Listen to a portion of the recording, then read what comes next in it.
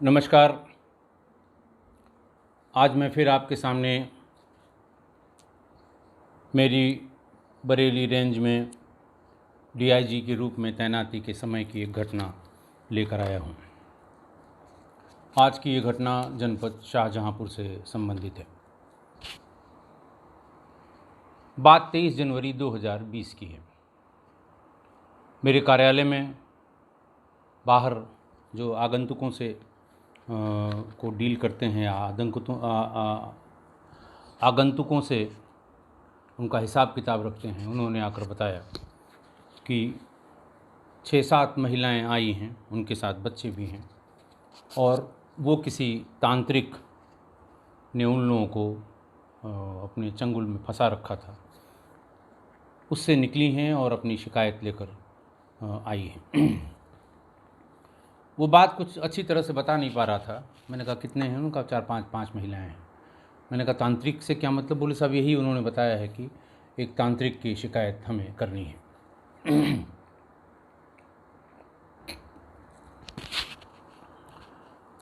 मैं आपको बहुत बार इस तरह के तांत्रिक और उनके एडवर्टीज़मेंट्स के बारे में बता चुका हूँ।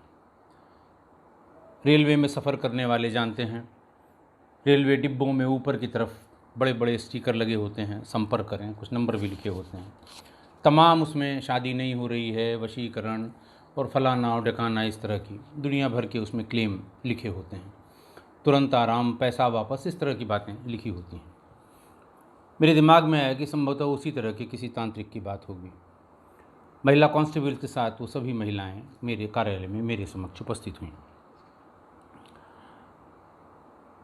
एक एक करके उन सभी ने फ़ोटोग्राफ्स कुछ दिखाए और ये कहा कि साहब ये बाबा जी हैं, तांत्रिक बाबा हैं और इन्होंने मुझसे शिकायत की, इन्होंने मुझसे विवाह किया है, शादी की है।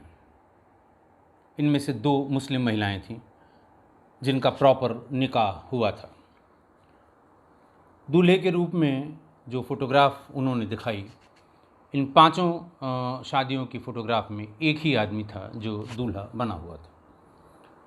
मैंने भी फ़ोटो इधर उधर करके देखा कि कहीं फ़ोटोशॉप तो नहीं है। ऐसा कैसे संभव है कि एक ही दूल्हा है, 5-5 उसकी बीवियां हैं। महिलाओं ने ये बताया कि साहब ये हम लोग किसी न किसी समस्या को लेके उनके पास जाया करते थे। किसी की बीमारी की समस्या थी, किसी के बेटे की, किसी की बेटी की, किसी की पति से नहीं पट रही थी, कोई अपनी आर्थिक स्थिति को लेके परेशान था, इस तरह की, कोई घर में किसी की मौत हो गई थी, उससे संबंधित तमाम भूत प्रेत तंत्र मंत्र की जो बातें होती हैं, इससे इस संबंध में तांत्रिक के पास पहले वो सत्संग कराया करता था। सत्संग में शामिल हुई और फिर धीरे धीरे उसने अपने जाल में फंसाकर और ये बताया कि उसके कई जगह आश्रम हैं, बहुत प्रॉपर्टी है और ये सब उसके छल कपट को पूरी तरह से न भांप कर इन महिलाओं ने उससे शादी कर ली। अलग अलग जगह, अलग अलग टाइम पर ये शादियां की गईं। बहुत हैरान करने वाली फ़ोटोग्राफ्स थी सभी शादियों की।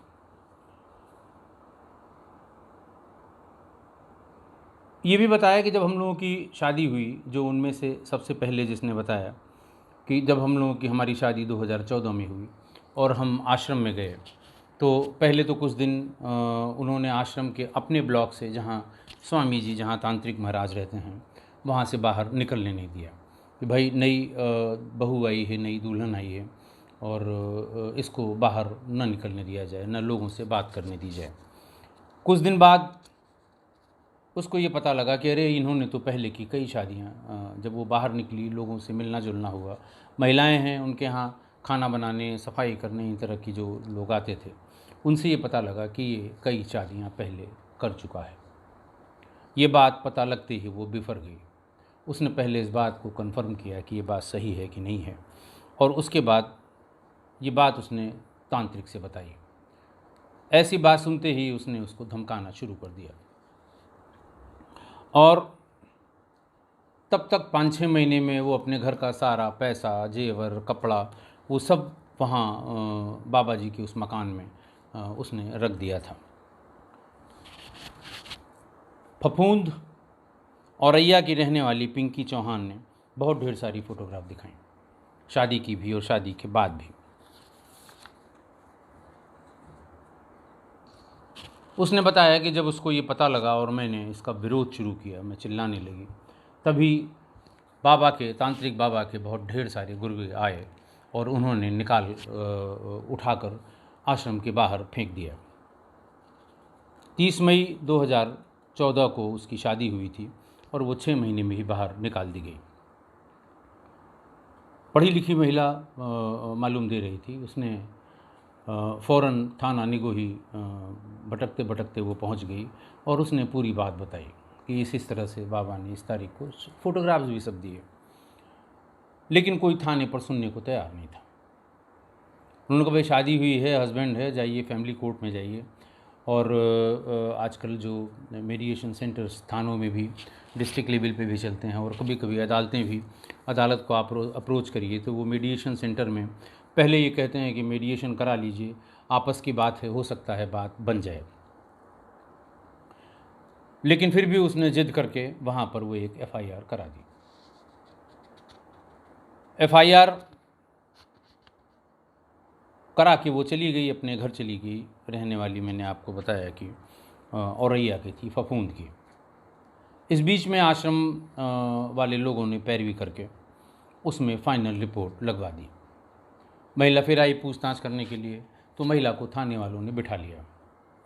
उन्होंने कहा भाई तुम जो फ़ोटोग्राफ दिखा रही थी, बाबा जी के लोग आए थे, उन्होंने भी फ़ोटोग्राफ दिखाई, तुम्हारी तो पक्की वाली शादी हुई थी, 7 फेरे हुए थे और तुम बहुत ढेर सारा सामान आश्रम से लेके भाग गई थी।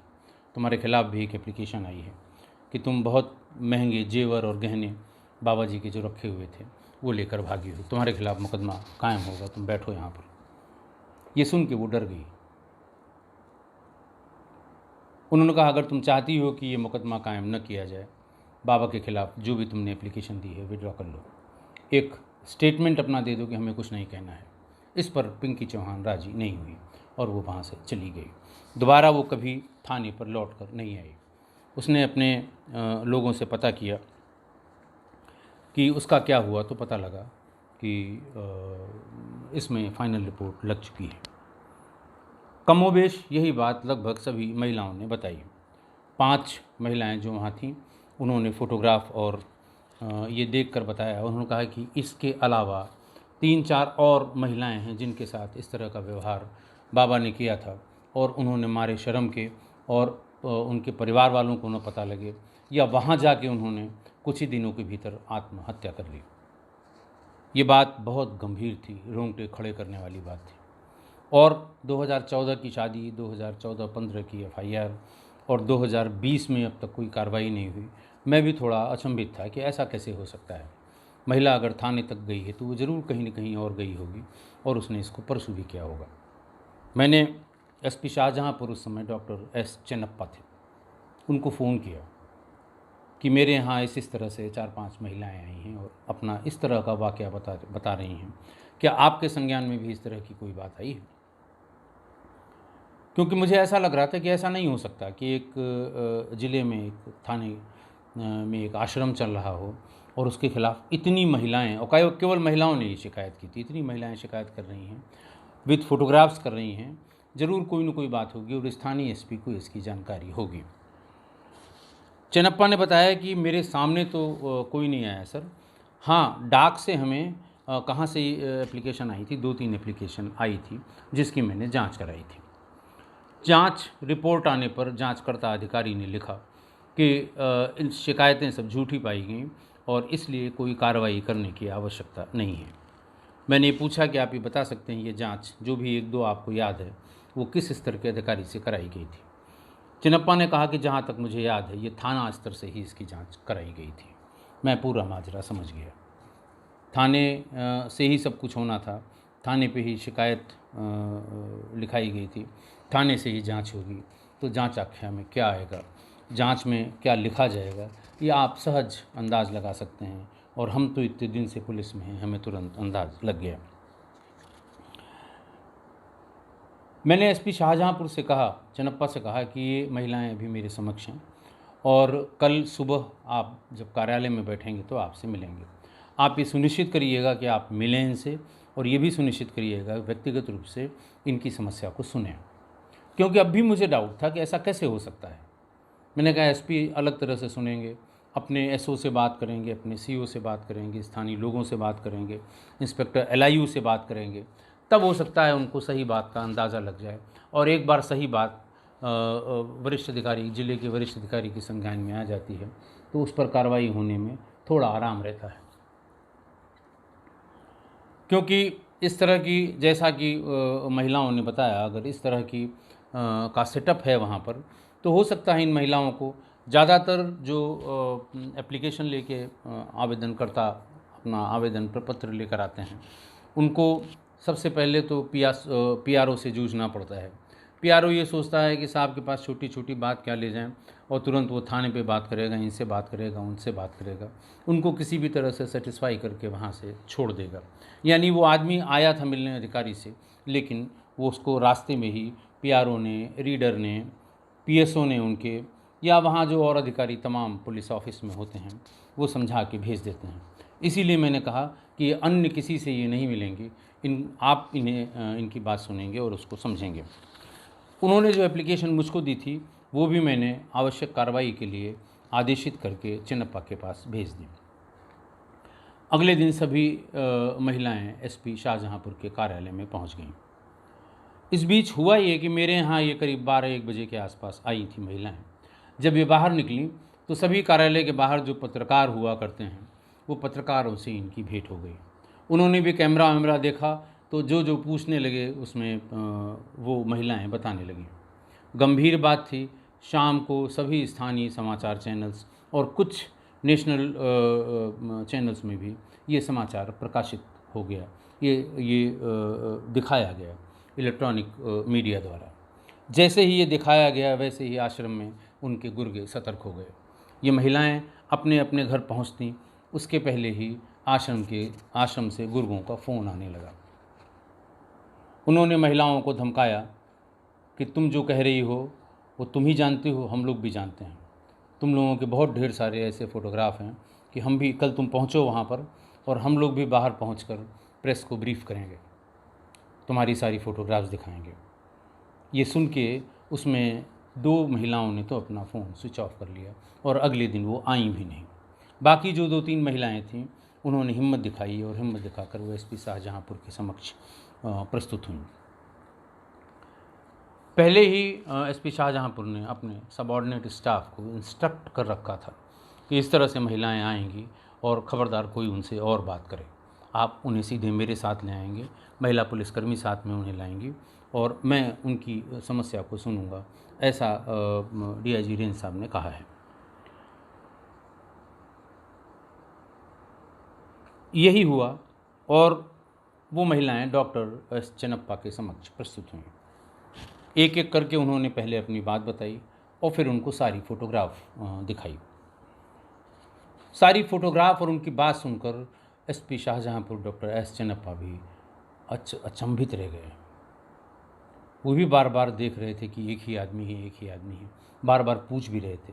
चिन्नप्पा की थोड़ी हिंदी तंग है, साउथ इंडियन है, तमिलनाडु का, तो थोड़ा सा कन्वर्सेशन में बातें समझने, इसलिए वो बार बार पूछ रहा था ये कौन आदमी है, ये कौन आदमी है।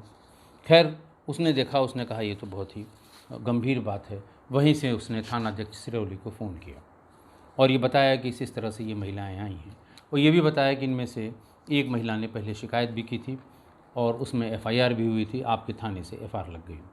आपकी जानकारी में है तो ये बताएं कि अब तक इस तरह की शिकायतों पर क्यों कार्रवाई नहीं की गई।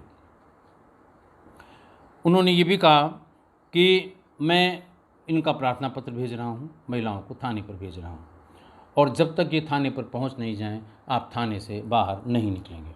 होता ये है कि अगर जो शंका हमको थी वही एसपी शाहजहांपुर को थी कि अगर थाने की कनाइवेंस होगी तो ये कोई न कोई बहाना बना के थाने से बाहर चला जाएगा और जो सब इंस्पेक्टर वहाँ मौजूद होगा जिनसे महिलाओं की बातचीत होगी वो डांट डपट कर इन्हें भगा देगा, या इस बीच में वो आश्रम के लोगों से संपर्क करके पूछ लेगा कि इनसे क्या कहना है और किस तरह इन्हें भगाना है। जब ये बात थानाध्यक्ष सिरोली से एसपी शाहजहाँपुर कर रहे थे और बात ख़त्म हो गई तो उन्होंने कहा कि मैंने थानाध्यक्ष को कह दिया है, आप सब लोग कल थाने पर जाएं, ये एप्लीकेशन मैं भिजवा रहा हूं, इस पर एफआईआर होगी, आपके सब इंस्पेक्टर जो भी जांच करेंगे, जांचकर्ता अधिकारी आपके बयान लेंगे, उनको आप पूरा बयान जो मुझको बता रही हैं वही नोट करा दिए। सभी महिलाओं ने हाथ खड़े कर दिए। उन्होंने कहा, साहब हम थाना सिरौली नहीं जाएंगे।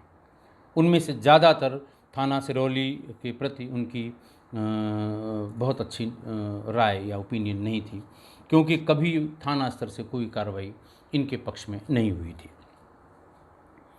उनमें से एक महिला जो कभी थाने पर नहीं गई थी, उसने कहा कि ठीक है, ये लोग नहीं जाती हैं, ये परेशान हैं, मैं जाऊंगी। आप उनको बता दीजिए कि मैं ये एप्लीकेशन जो मैं आपको दे रही हूँ, ये एप्लीकेशन लेके जा रही हूँ और एफआईआर कर दी जाए। चिनप्पा को भी समझने में देर नहीं लगी कि महिलाएं थाने पर जाने से क्यों हिचक रही हैं या थाने पर क्यों नहीं जान रही हैं। जानते वो भी हैं सब। जिस थाने के बारे में परसेप्शन बहुत अच्छा न हो और ख़ासकर शिकायतकर्ता का, वो थाने पर जाना अवॉइड करता है। उन्होंने वहीं ऑफिस में बैठी एसपी ग्रामीण श्रीमती अपर्णा गौतम, सीधी भर्ती की आईपीएस अधिकारी हैं, उनको महिलाओं से उनकी बातचीत कराई।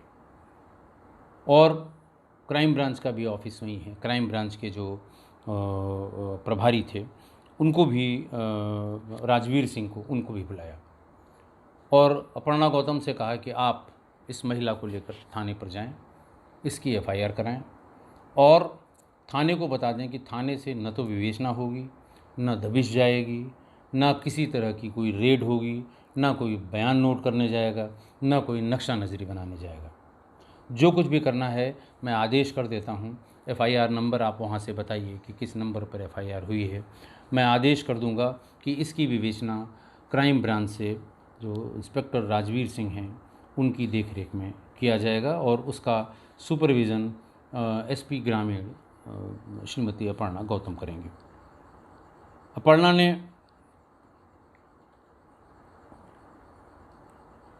ने यही बात जाकर थाने पर बताई और ये कहा कि आप लोग इसमें कतई इन्वॉल्व नहीं होंगे और इसमें एफआईआर करके आप मुझे दे दीजिए और बाकी आगे की सारी विवेचना क्राइम ब्रांच करेगी। अपर्णा भी नई अधिकारी थी, लेकिन इतना तो जान ही गई कि थाने से क्यों कोई कार्रवाई नहीं कराई जा रही है।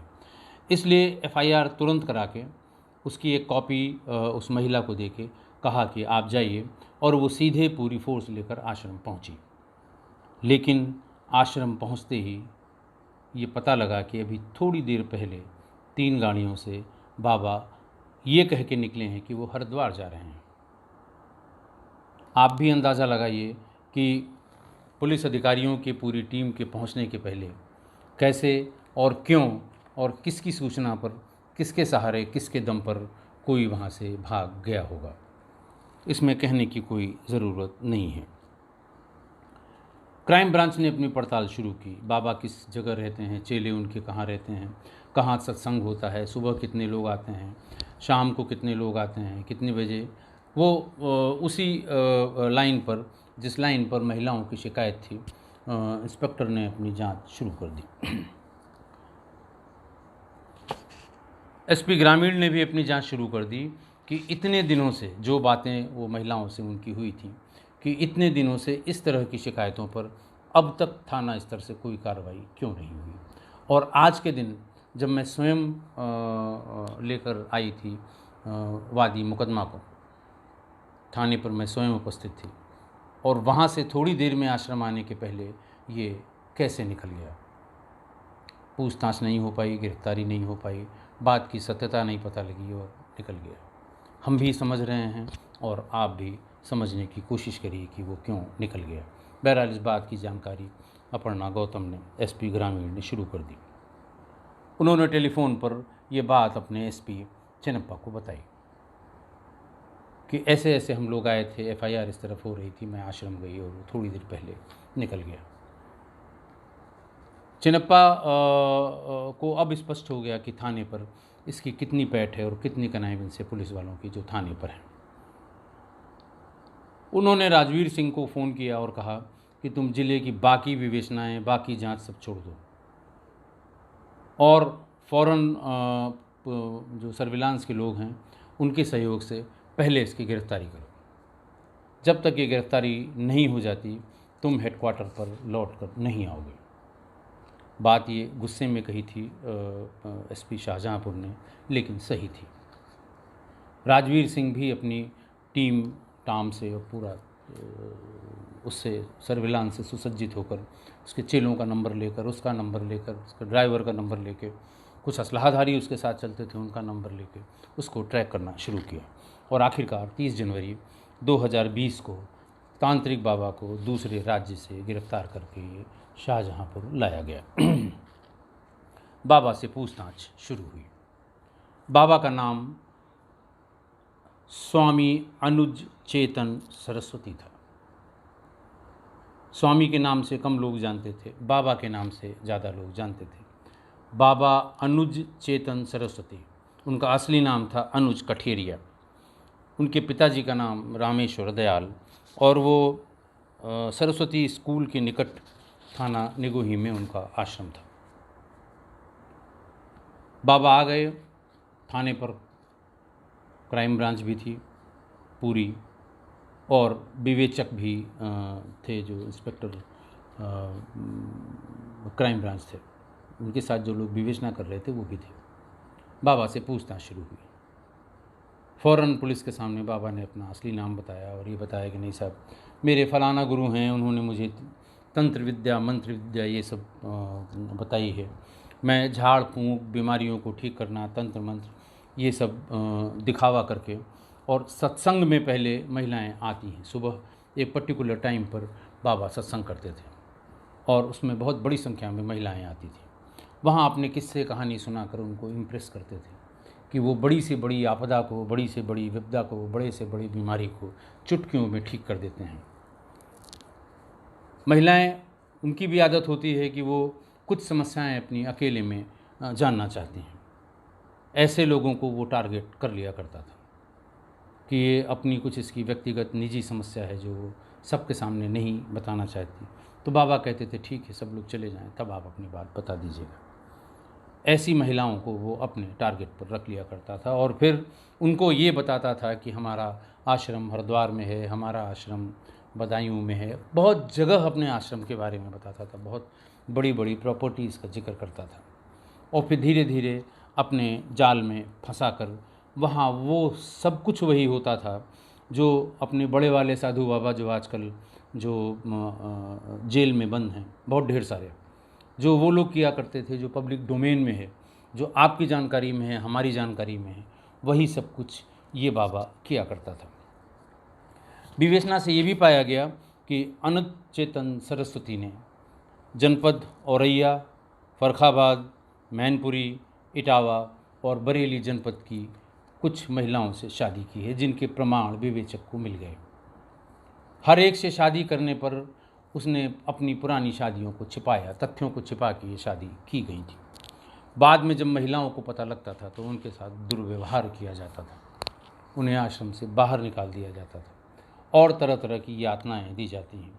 और जैसा बताया गया था कि बहुत ढेर सारी ऐसी महिलाओं के नाम जब सब पकड़ में आ गए, गिरफ्त में आ गए, लोगों के बयान लेने क्राइम ब्रांच ने शुरू किए, तो फिर तमाम ऐसी और महिलाओं के नाम पता लगे जिनसे विवेचक ने संपर्क किया तो उन्होंने कोई भी बयान देने से इनकार कर दिया। उन्होंने कहा साहब जो हो गया वो हो गया, हम अपने परिवार की और बदनामी नहीं चाहते हैं। ये जो जिन लोगों का पता लग गया मैं उनका बता रहा हूँ। ताज्जुब की बात यह है कि इनमें से 2 मुस्लिम महिलाएं भी थी। बाबा ने उनसे मुस्लिम रीत रिवाज से निकाह किया था, शिकायत करने भी आई थी उनमें। तो मतलब सर्वधर्म संभाव, जहाँ तक महिलाओं का प्रश्न है, ये बाबा भी उसी तरह का था। जब सारे पर्याप्त साक्ष्य मिल गए तो पर्याप्त साक्ष्य के आधार पर बाबा को जेल भेज दिया गया। लेकिन अब फिर वही सवाल कि इतने सारे बाबाओं, साधुओं, बापुओं को पुलिस भेज चुकी है जेल,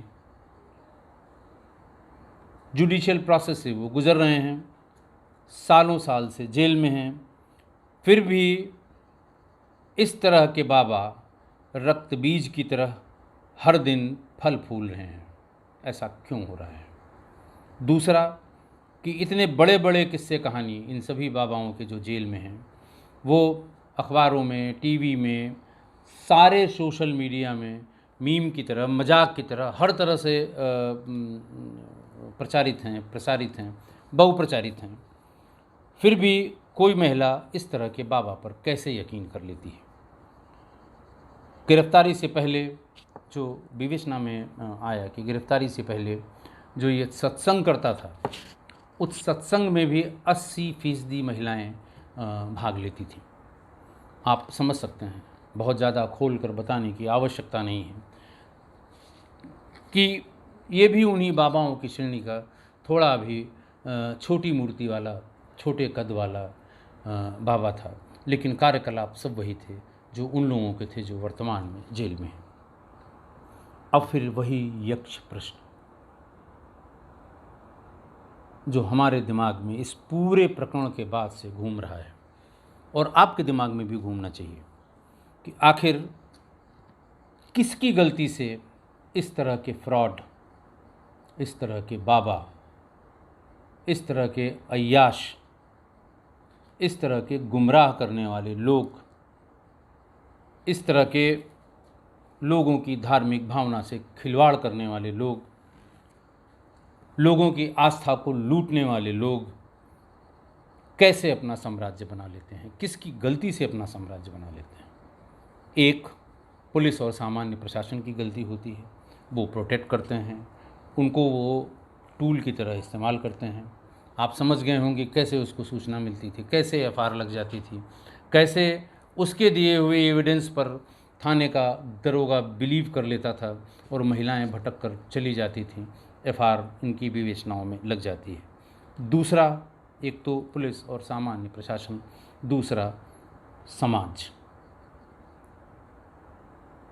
ऐसा नहीं है, मान लिया वो महिलाएं अनपढ़ हैं, महिलाएं बहुत जानती नहीं हैं, उनके घर वाले जो ये जानते हैं कि आज सुबह फलां के यहाँ सत्संग में जा रही हैं, उनके माँ बाप शादीशुदा हैं तो उनके पति, और बच्चे हैं तो उनके बच्चे, इतना सब जानने के बाद भी इस तरह के लोगों के संपर्क में कैसे लोग आ जाते हैं? समाज इसको क्यों अलाउ करता है? तो क्या इसमें समाज की गलती है? और तीसरा तो उन्हीं की गलती है जो सत्संग में भाग लेने के लिए जाती थी और फिर लूटी पिटी थानों पर चक्कर लगाती थी कि साहब मेरे साथ ये हुआ है।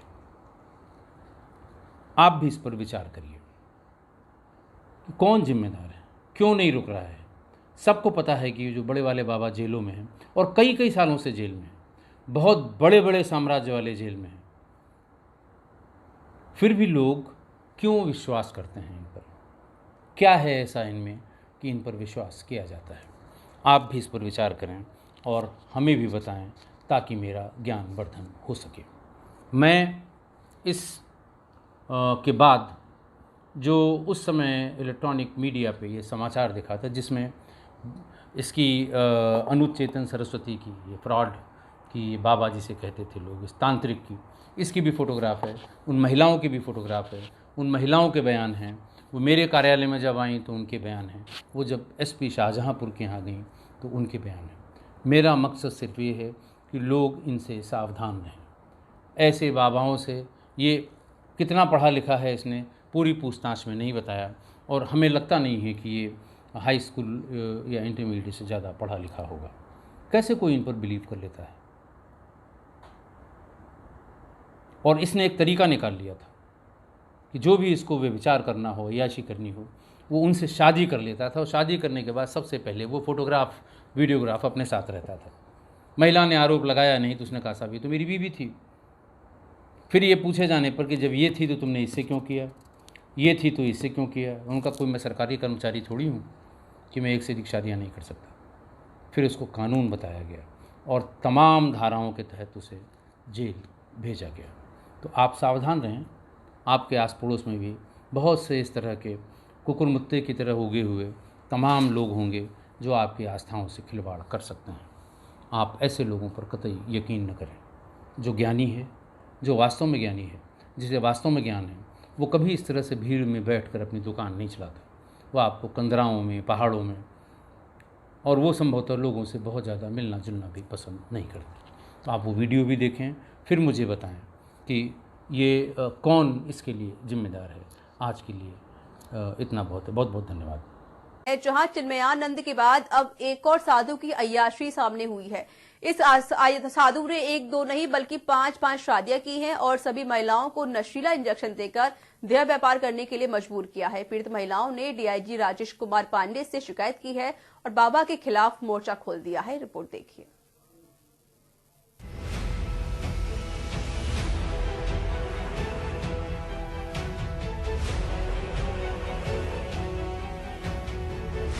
हिंदुस्तान में बाबाओं की बहार है। हर महीने कोई ना कोई नया बाबा अपनी करतूतों के चलते खबरों में रहता है। कोई प्रवचन देकर लोगों से ठगी करता है तो कोई मोक्ष दिलाने के नाम पर लोगों को बेवकूफ बनाता है। महिलाओं का उद्धार करने के नाम पर उनकी इज्जत और आबरू से खेलते हैं। लेकिन आज हम जिस बाबा के बारे में आपको बताने जा रहे हैं, वो बाबा शादियों का शौकीन है। वो दूसरों की नहीं बल्कि खुद की शादियां करने में यकीन करता है। शादी के बाद अपनी पत्नियों को जिस्म फरोशी के धंधे में मजबूर करता है। बाबाओं के बाजार में इस नए साधु का नाम है स्वामी अनुचेतन सरस्वती। आरोप है कि बाबा ने 1 नहीं 2 नहीं बल्कि 5-5 शादियां की हैं। पहले ये बाबा महिलाओं से सत्संग के नाम पर भक्त बनाकर अपने जाल में फंसाता है, फिर प्रेम लीला करता है। अंत में उस महिला भक्त से शादी करके उसका उद्धार करने का दावा करता है। लेकिन उद्धार के नाम पर यह ढोंगी बाबा अपनी पत्नी को नशे का इंजेक्शन लगाता है और फिर शुरू करता है देह व्यापार का गंदा धंधा। ढोंगी साधु का शिकार बनी महिलाओं ने अब पुलिस से इंसाफ की गुहार लगाई है। पीड़ित महिलाओं ने ढोंगी साधु की करतूत डीआईजी को बताई। महिलाओं का आरोप है कि इस साधु ने अब तक 5 शादियां की हैं। महिलाओं को नशीला इंजेक्शन देता है और देह व्यापार करने के लिए मजबूर करता है। जो भी महिला उसकी बात नहीं मानती उसको बुरी तरह से मारता और पीटता है और बंधक बनाकर रखता है। महिलाओं के मुताबिक उसकी एक पत्नी आत्महत्या कर चुकी है जबकि बाकी पत्नियां उसे छोड़कर जा चुकी हैं। मेरे पति ने मुझे, मेरे माँ बाप को, सबको मतलब झांसा दिया। मैं तांत्रिक हूँ, मेरे पास बहुत सारी प्रॉपर्टी है और झूठ बोल के शादियाँ करता है। वो सबको झांसे में अपने फंसाता है। 4-5 शादियाँ की है। एक लड़की उसमें से फांसी लगा के मर चुकी है और एक मतलब उनके घर में पूरा मतलब कि देह व्यापार का धंधा होता है। लड़कियां फंसा के लाते हैं, उनको बेचते हैं। उनके मतलब उनकी माँ भी शामिल है इसमें, उनका छोटा वाला भाई भी शामिल है। सब लोग यही करते हैं और मेरे साथ भी यही हुआ है। मुझसे भी यही करवाया। मुझे इंजेक्शन भी उसी के लगा देते थे और मतलब छोड़ देते थे हमको। आदमी आते थे, औरतें आती थी उनके घर में, कहते थे मतलब, और हम जब विरोध करते थे उनके खिलाफ तो बोलते थे कि हमारे क्लाइंट हैं वो, तो बहुत मारते पीटते थे हम लोगों को। मैं 2005 में शादी की थी। मेरे हस्बैंड ने मुझसे शादी की है रीति रिवाज से और उसके बाद में क्या कहते हैं मेरा एक बेटा हो गया है और मुझे घर से मार तोड़ के निकालते हैं। मेरे व्यापार का धंधा करवाते हैं। जब मैं नहीं करना चाहती हूँ तो मुझे इंजेक्शन देते हैं नशे के, जो मैं पूरे दिन नशे में पड़ी रहती हूँ। आज मैंने ये शिकायत की है। मेरे शादी के बाद इन्होंने 5 और बहला फुसला के शादियाँ कर ली हैं। उनके भी बच्चे हैं और बच्चे हम सब मतलब यतीम की तरह भाग दौड़ कर रहे हैं। कहीं निगोई थाने में, कहीं शाहजहांपुर थाने में, कोई सुनवाई नहीं हो रही सर। साधु के नाम पर शैतान बने इस बाबा की करतूत सुनकर पुलिस भी हैरान है। डीआईजी राजेश कुमार पांडे ने मामले को गंभीरता से लेते हुए संबंधित इलाके पुलिस को आरोपी साधु के खिलाफ सख्त कार्रवाई के निर्देश दिए हैं। डीआईजी से शिकायत करते हुए महिलाओं ने स्वामी अनुचेतन सरस्वती पर गंभीर आरोप लगाए हैं। वहीं मामले में डीआईजी राजेश कुमार पांडे के मुताबिक शाहजहांपुर की पीड़ित महिलाओं ने कुछ फोटोग्राफ्स भी दिखाए हैं जिनके आधार पर मामले की जांच की जा रही है। डीआईजी के मुताबिक शाहजहांपुर पुलिस को 3 दिन के अंदर मामले की जांच कर आरोपी के खिलाफ सख्त कार्रवाई के निर्देश दिए गए हैं। 5 महिलाएं आई थी और उन्होंने संबंधित फोटोग्राफ या डॉक्यूमेंट ये दिखाए कि एक ही व्यक्ति ने इन 5 लोगों से अलग अलग समय पे शादी की है। शादी करने के कुछ दिन बाद उनको प्रताड़ित किया है और फिर उन्हें मजबूर किया है कि वो कहीं और चली जाएं। ऐसी इनकी शिकायत थी। इनके पास फोटोग्राफ थी, इनके पास मोबाइल पे फोटोग्राफ थे। तो उनके प्रार्थना पत्र पे मैंने संबंधित अधिकारी को कहा इसमें अगर ऐसा है और सिर्फ शारीरिक शोषण के लिए ही ये शादियां की गई हैं तो ये बहुत ही गलत है और उसमें प्रभावी पहले सही जांच कर लें इसकी। अगर ये सभी आरोप सत्य पाए जाते हैं तो कड़ी से कड़ी कार्रवाई ऐसे व्यक्ति के विरुद्ध की जानी चाहिए। बता दें कि आरोपी स्वामी अनुज चेतन सरस्वती शाहजहांपुर जिले के निगोही थाना क्षेत्र के संगम इंटर कॉलेज के पास रहता है। पुलिस अब ढोंगी बाबा का इतिहास खंगालने में जुटी है। जो तांत्रिक बाबा कभी हिंदू बनकर तो कभी मुस्लिम बनकर अब तक 5 शादियां कर चुका है। तांत्रिक बाबा की शिकार हुई 2 पत्नियों ने तांत्रिक पर महिलाओं को देह व्यापार में धकेलने और उत्पीड़न करने का आरोप लगाकर पुलिस से शिकायत की है। फिलहाल पुलिस ने मामला दर्ज करके आरोपी की तलाश शुरू कर दी है।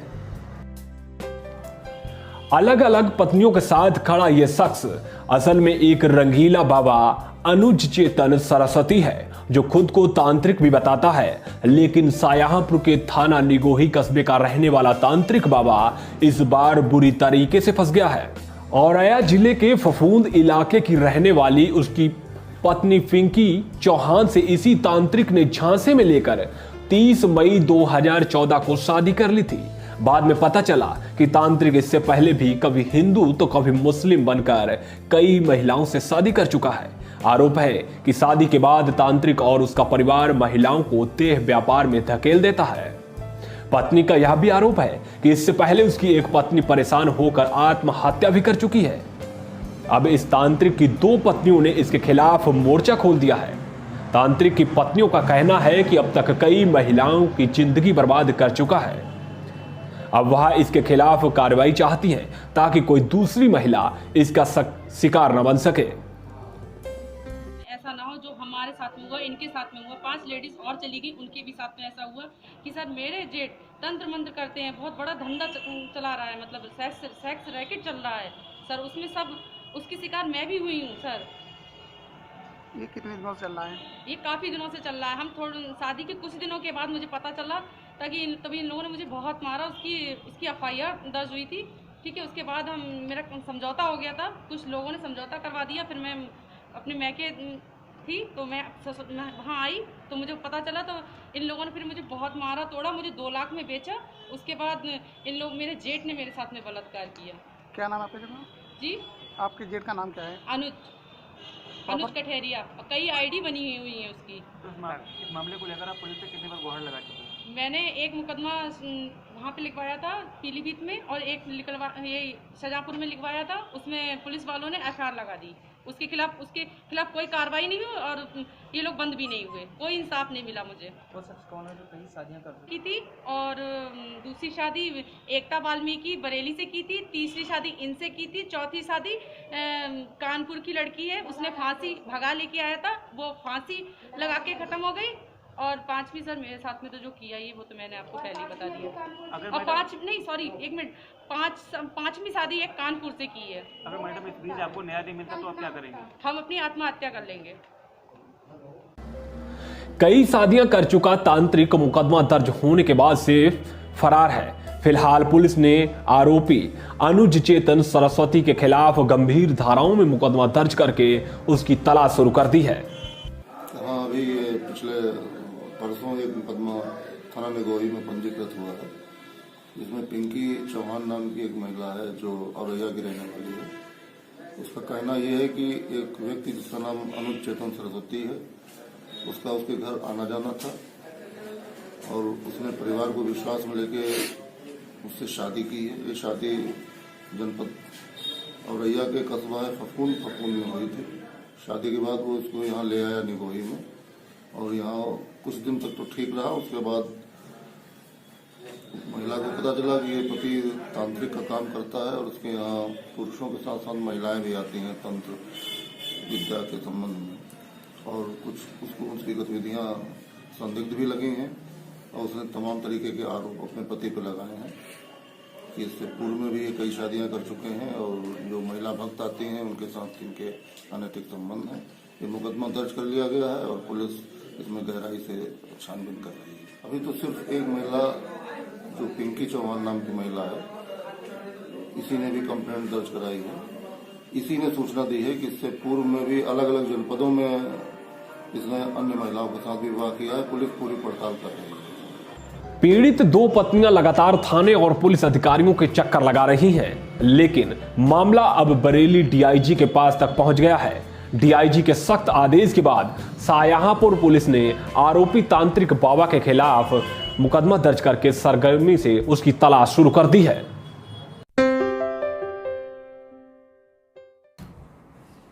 आशा है आपने देख लिया होगा, उस